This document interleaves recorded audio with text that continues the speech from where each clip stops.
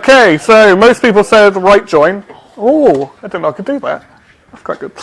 Most people said right join, and you're correct. Why is it a right join? Anyone brave enough to give me an answer? Yes? Because you want to put all the information that's in the author table. Yep. But not necessarily empty values from the book table. So in that statement, you just look to include whatever is most complete. So you want the right-hand side, so you look for the right. Yeah, exactly. Yeah, so it takes everything from this right-hand side table, which is the author table, but not everything from the book table, which is exactly what we want. Now, someone raised a good question in one of the labs. Ken mentioned this about why you'd ever want to do this in real life. Can anyone think of where a right join might be useful? Did I hear a no? No?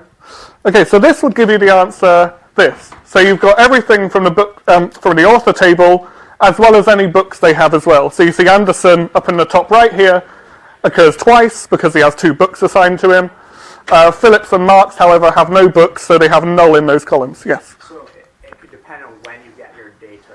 So if the left-hand side, you've been working on that table for a long time, you might want to right join a new set of data in that particular order, in that particular setting. Yeah, so if you're working on it for a long time and you want to bring that data into the fold, yeah, that's one way, yeah. There's something slightly simpler, though, that you might want to do. What might you want to do with this author data? Any ideas? No? So what if I did this? So, oh, sorry, this is the same example. But what if I did this one? Select book title, book author, author ID, author surname, from book. Same query, but this time with a where book.author ID is null. What's happening here? Yes? You're pulling the authors that don't have any books assigned to them. Good. So here what we're going to end up with is all of the authors that don't have any books. Yeah.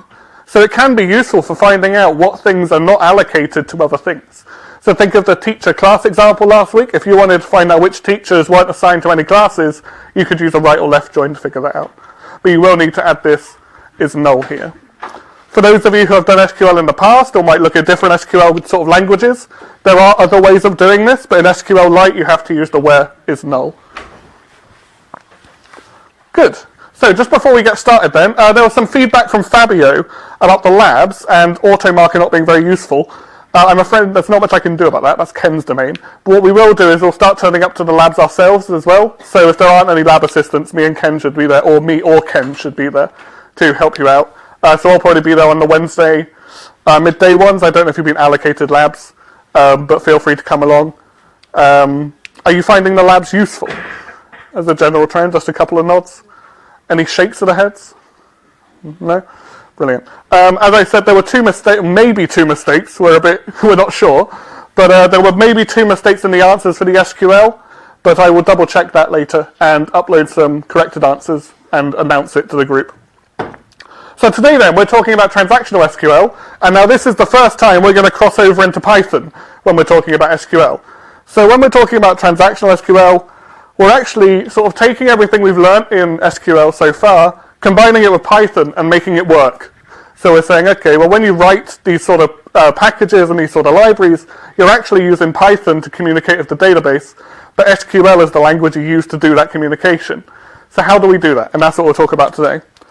Hopefully you've got used to the sort of object-oriented procedures and libraries from last week with Ken. I know a bit of it spelling over today, but I'm afraid there will be some Python today.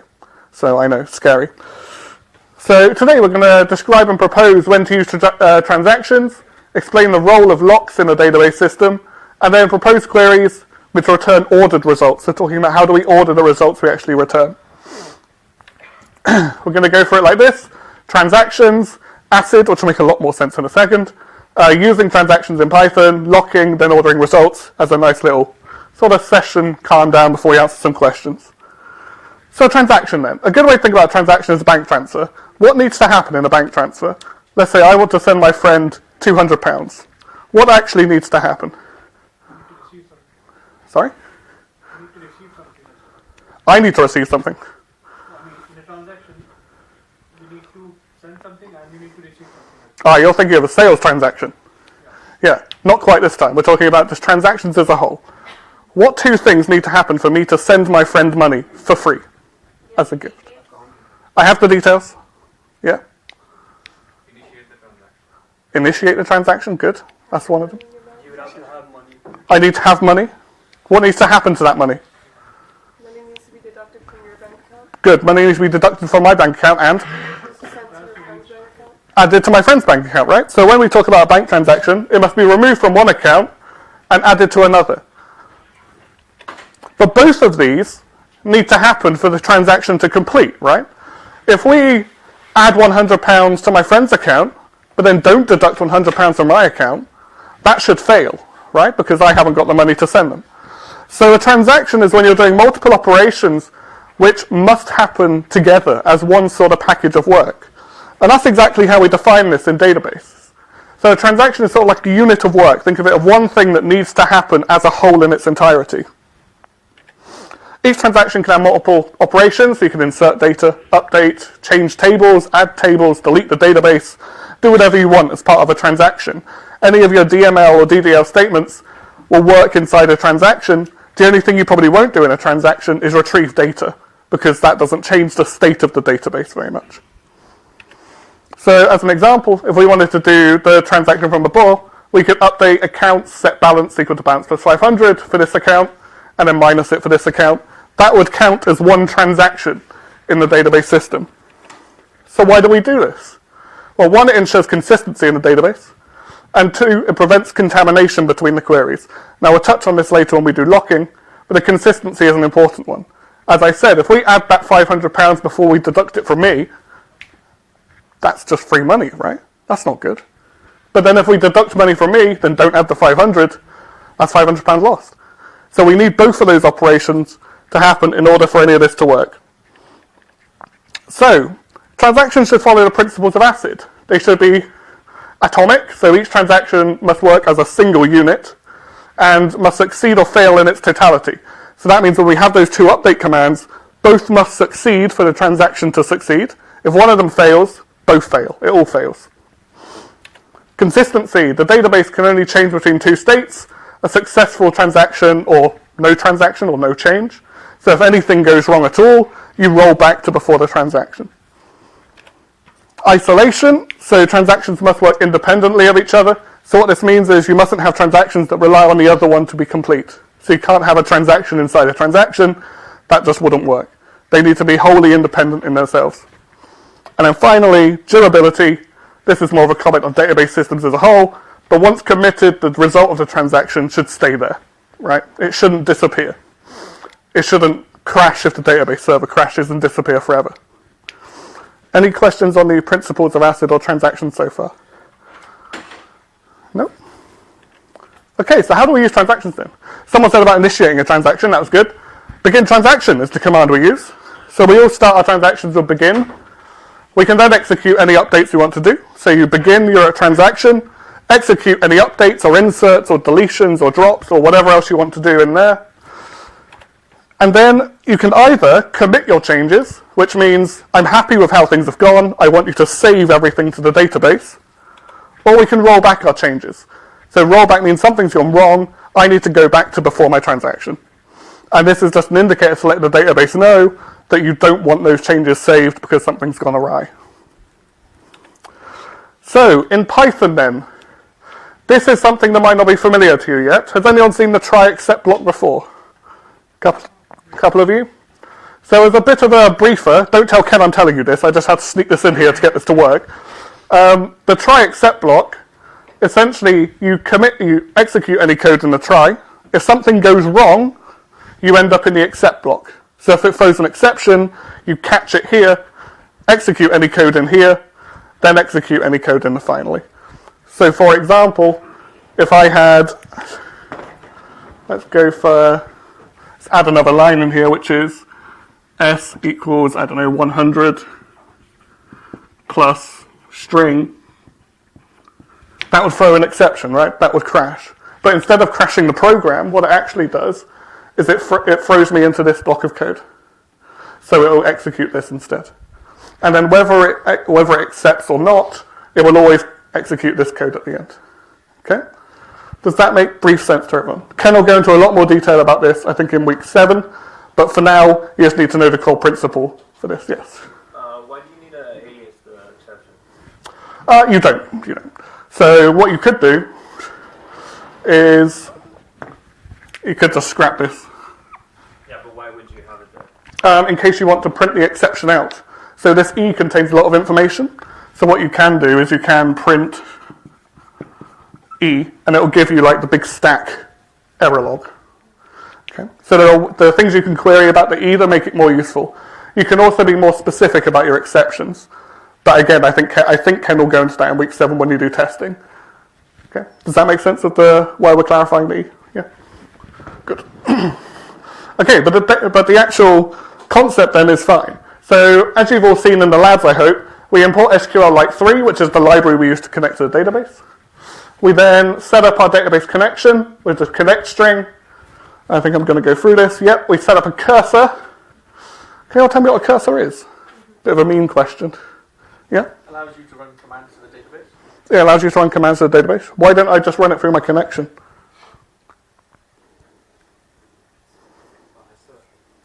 It's like a parser where it runs through every command. Yeah, good. So it runs through every command we give it. And what if I want to run 2 sets of commands separately? Right? I can have 2 cursors doing things separately. So think of them as like pointers to the database. If we have time at the end, I'll go into a bit more detail there. So that's your cursor. You then execute the begin transaction. So this is something we haven't been doing in the lectures, but you would have seen in the labs. So this time we're executing 1-line commands at a time. This time we're executing begin transaction. Then we're going to create this arbitrary table called user with an ID. And then we want to try and commit it. Now what if something goes wrong? Well, if something goes wrong, we end up in this block. And if any of these go wrong, I want to roll back my connection. Now technically this isn't great Python because this is reliant on this. Right, so it's not ideal, but it's as good as we're going to get in this example. And then right at the end, this will execute. Okay? So whether there's an exception or not, you always do your finally. Okay, there are alternative ways of doing this. So you can create table user, same as last time, except then use the connection to commit and roll back and close. So you don't have to do it all in SQL. You can do it using the library itself. It's up to you how you do it. They both do exactly the same thing.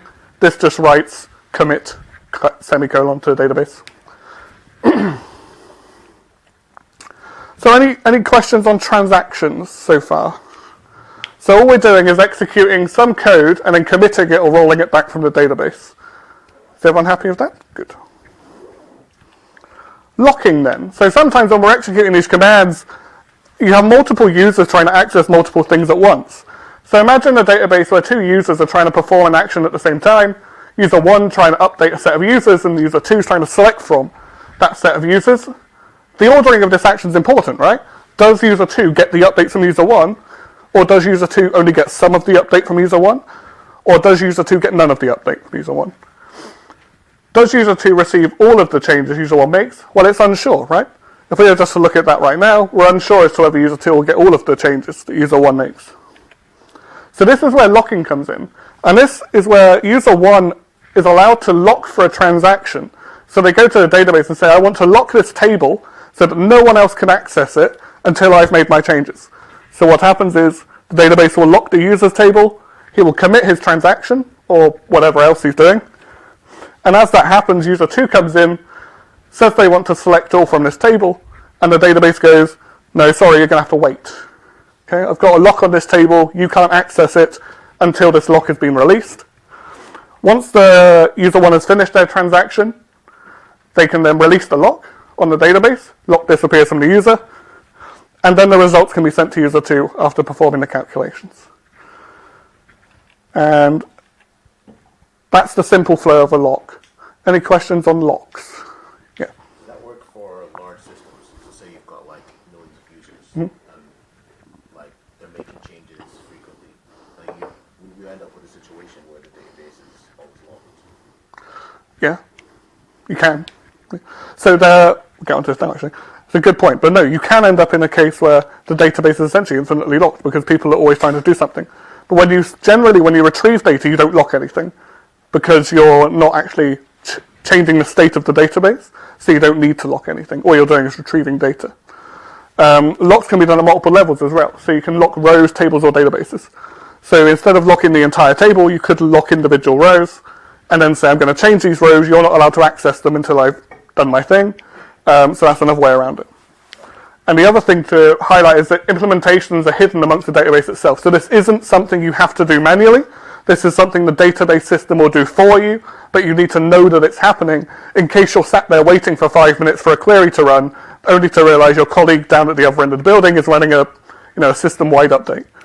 Right? So there are occasions where you might be waiting a long time for a very simple query, and that's simply because someone else is running a big update or an insert, or at the worst case, altering a table, because that takes quite a long time. So if you want to understand fully how locks work, especially in SQLite, there's some further reading there. That's only really if you're majorly interested in locking. As I said, you won't have to do locking as part of this course. It's always hidden within the database implementation itself. There are ways you can do it manually, but oftentimes you just don't need to. Okay, so that's locking then. We're getting through this quite fast. Ordering results, so now a bit of a breather. So we've looked at locking, we've looked at transactions. So now we're going to take a step back and look at how we can get our results ordered in a certain way. So if we wanted to retrieve all of the classes from this class in alphabetical order, what would be my first line of this SQL statement? Just the first line. I had someone brave enough to say select. Select what? Classes? Not quite classes. Yeah, good. Select name from what? From class, good. And then to order it, we have an order by command. So same syntax as before, order by, what column you want to order it by, then you can say whether you want it ascending or descending. So ascending is going up, descending is going down. If we want to, and there's the output there. We can also do it in reverse alphabetical order. So descending, you do the same thing but a desk at the end, and it does it in the other order. You can also do it by multiple columns. So you can select name year group from class, order by year group name. And apparently I didn't have the answer here. But what would this do? What ordering would that give you? Any ideas? First by year, then by name. First by year, then by name. Good. Would it be ascending or descending? Ascending. So ascending's the default, right? Ascending is always the default. And you're right, it will do it in order of precedence that you give the columns. Now what you can do is you can change this slightly. And instead of this, you can have ascending here, comma, name, and then descending. So you can set the actual ordering of each column that you're doing by precedent. Good. So before we jump into anything else, I've got 4 questions for you. We all love a bit of questions.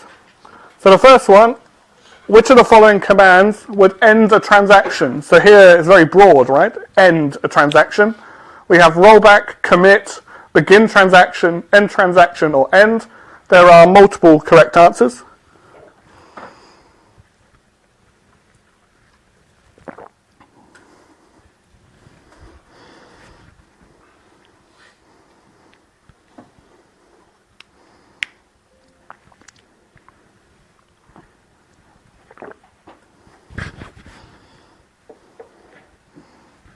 I get 15 more seconds on this. We've finally broken the normal distribution as well. That's nice. Interesting. We have one end transaction, rollback, commit. Good. So let's have a look. Rollback or commit are the correct answers. What does commit do? Good. Yeah, I had a couple of good answers there. And rollback? Guys at the back? Back? Good. Yes, it reverses any actions you've taken. Good stuff. End transaction doesn't exist, I'm afraid. Although, if you think of it in terms of SQL, it seems like it might make sense, right? End transaction, because everything else seems to have that sort of syntax, but not in this case. Okay, next one then.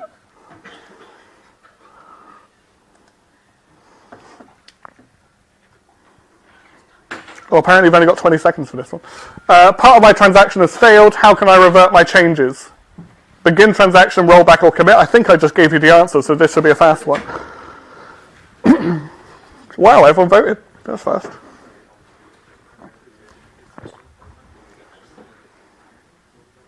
Is it going to show you the answer?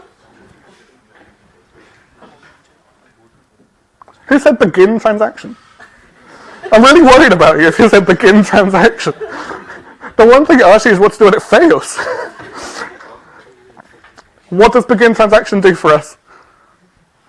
What does that actually do? Good. Starts a new transaction. Good. Okay. What is a database lock? A restriction which prevents other connections accessing data, a restriction which prevents other connections, or a security measure to prevent SQL injection attacks.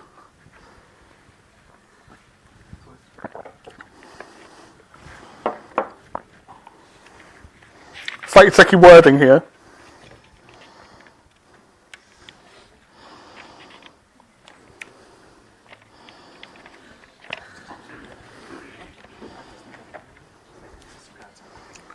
Okay, I think that's good enough.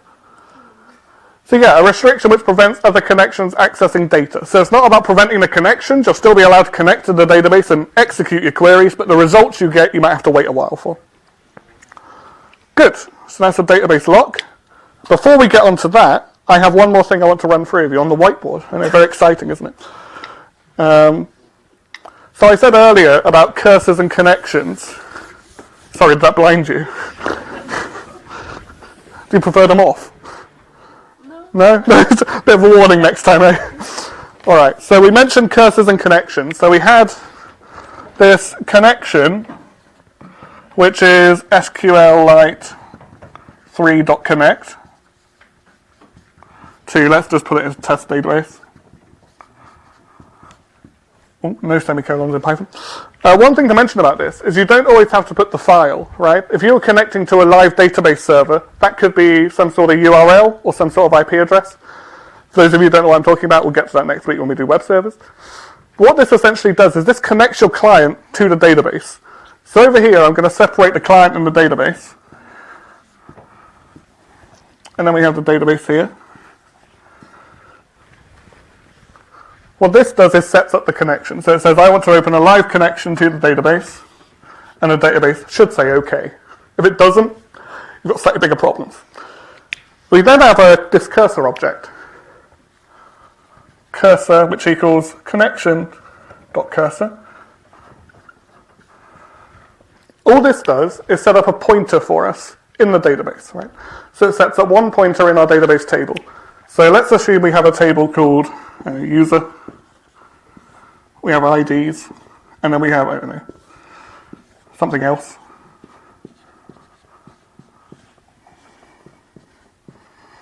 So we have a bunch of users with a bunch of data. What our cursor connection does is nothing on the database side. It says, okay, I'm going to set up a cursor for you. Spot cursor wrong. So you get a cursor object. And this cursor maintains that connection to the database, so you can still connect. So when we do an execute, so let's do cursor.execute. What's the simplest execute we can do? Select all, yeah. Good, so let's make it easy for ourselves. Select star from user.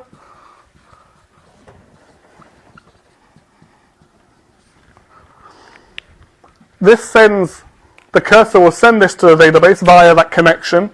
So it will say, here's my SQL statement. And what the database does is it sets up a pointer for us. It sets up a results table, which I'm going to indicate with that.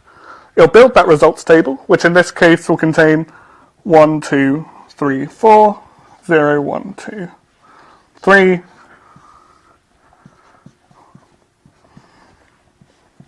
It'll set this up. So it sets up a results table for this cursor specifically, right?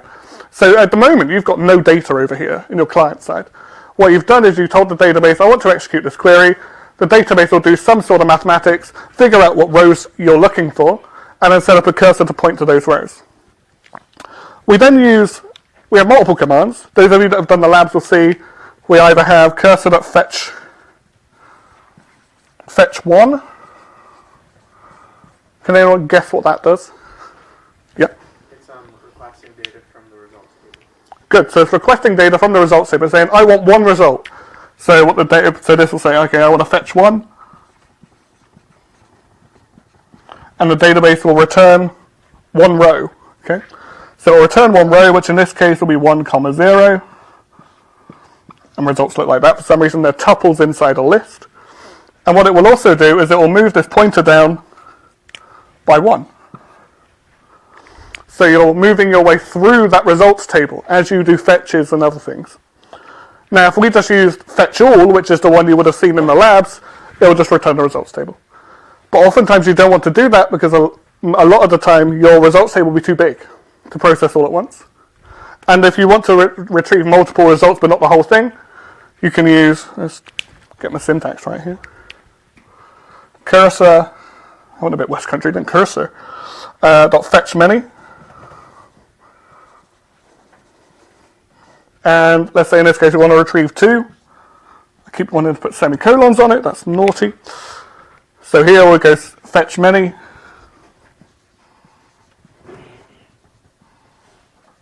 And it's 2. Anyone guess what happens this time? Hopefully. 2 rows will be returned. So it will return this 2, 1 and the 3, 2. And it will move this cursor down to the bottom, to the last row. And can anyone guess what the last command I'm going to run here is? Sorry? Not quite, no, I heard that actually. Sorry? Fetch last? No, not quite. No? No? Fetch all, yeah. So it was a bit of a trick question to be honest. So, cursor.fetch all. And you don't need to put anything in the brackets. And what that says to the database, can anyone guess what that says to the database? Get everything left, right? So in this case, it'll just be that last row. Okay? Hopefully that makes sense. And there was one more thing I wanted to cover.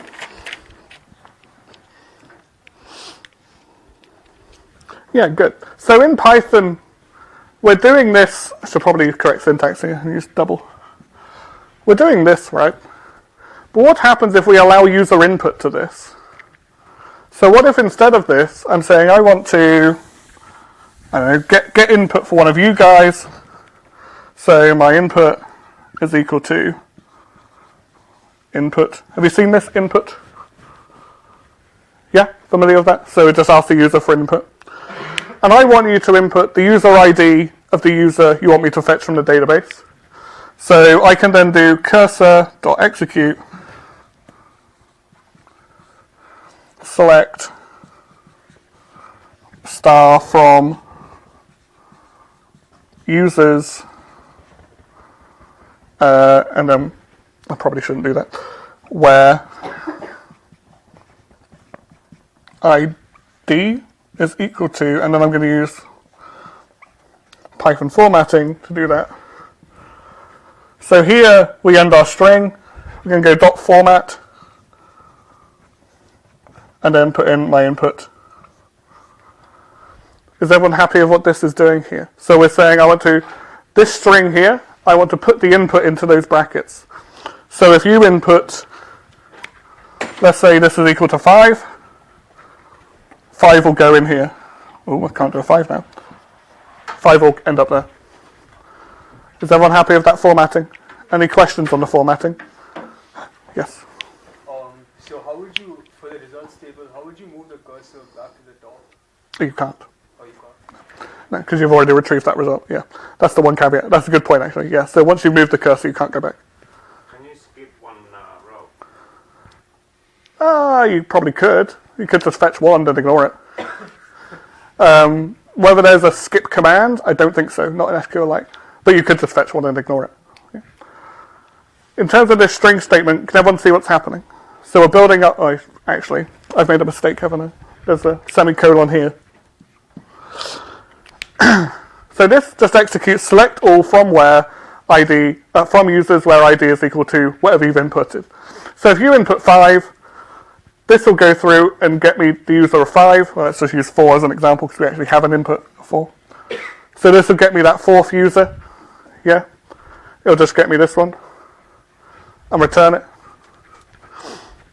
Yes, if we want to be explicit about the return, we could do a dot fetch 1. Yeah. So that will get me user 4.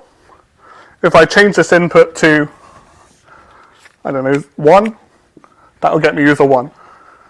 Right? But what happens then if I input something like this? Here's my string. I'm going to go 0 semicolon.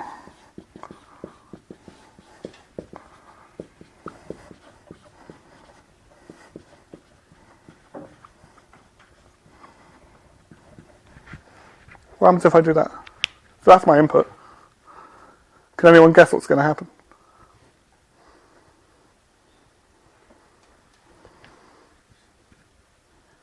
So I've said 0 semicolon, select all from password semicolon. So this will get executed, and this string will become a much larger SQL statement. I'll do it in blue so it looks different. So we still have the select all from users, where ID is equal to, what's ID equal to? 0. Well, it's not really. What do I write next? No, you don't need curly brackets, no. Close. So I've inputted this. Input, yeah, who said that? Down front. Input, yes. So this entire line then gets executed. So semicolon, select all from passwords. What's the problem with that? That's just getting executed on the database. The database doesn't care what you pass to it. You're giving a random person everyone's passwords. Not ideal, right? So what's going to happen is this is going to execute. The results table will be filled with just this user, but then it's going to execute this and replace that results table with everyone's passwords. So it's not ideal. Okay. Now there are ways around this. When you execute statements, there are special ways you can pass in the parameter, and I think you go through that in the lab either this week or next. But make sure you take note of this because I think it's part of your coursework to protect from this. Any questions on SQL? SQL injection? No? Does the concept make sense to people? Good. Okay. There's an example of this, I think, in the lab this week. I will be coming to the labs this week, as will Ken. I believe Ken will be there anyway. But if you wouldn't mind just answering the final Menti question on the board, and then I think we can call it early today.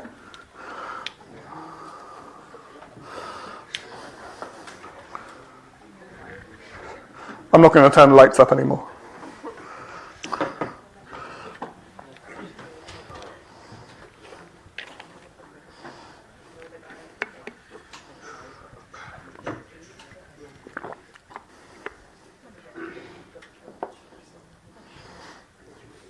Did anyone else find an issue with the lab exercises last week? Apparently question 1's the one that's gone wrong. No? Okay. Yeah, practicals, yeah, sorry, practicals. They call them labs, I don't know why.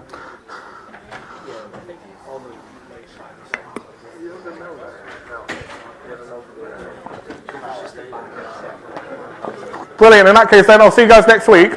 Just a heads up, next week is probably the most important lecture for your coursework. So please come next week, otherwise you're going to struggle with the coursework. As important as it all is, obviously, next week. You're welcome.